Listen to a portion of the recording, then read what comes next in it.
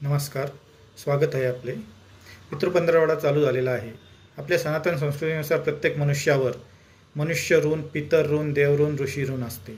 पितर ऋण म्हणजे आपले गतपूर्वज जे हयात नाही, त्यांच्यामुळे आपण या पृथ्वीवर आलेलो आहोत.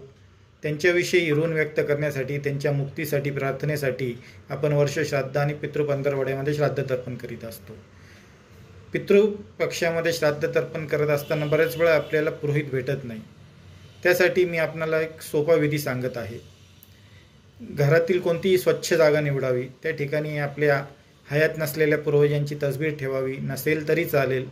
त्या तसबीर असल्यास ती स्वच्छ पुसून तिला हार घालावा, गोपीचंदन लावावे. पुढे दिवा आणि उदबत्ती लावून ठेवावी.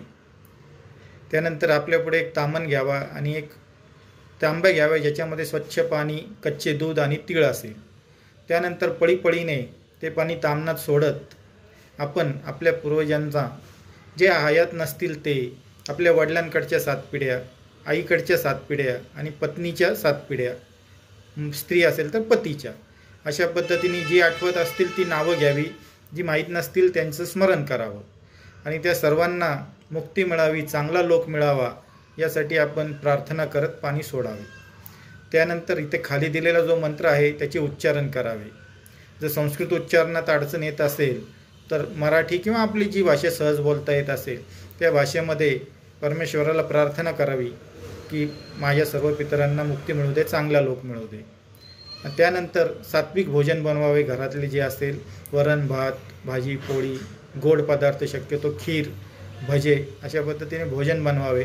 ह्या भोजनाचा वरती आपल्या घरातल्या गच्चीवर किंवा नदीजवळ जाऊन कावळ्याला घास द्यावा किंवा गाईला घास द्यावा किंवा नदीमध्ये सोडून द्यावे आणि एखाद्या गरजू व्यक्तीस त्या दिवशी भोजन करवावे आणि त्याला त्या गरजू व्यक्तीच्या रूपाने आपले पितर आलेले आहे असे समजून त्यांना नमस्कार करून दक्षिणा द्यावी.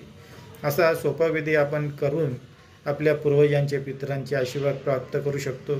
पितरांचे आशीर्वाद असतील तर आपला संसार सुखी होतो आणि आपल्या सर्व अडचणी दूर होतात. धन्यवाद.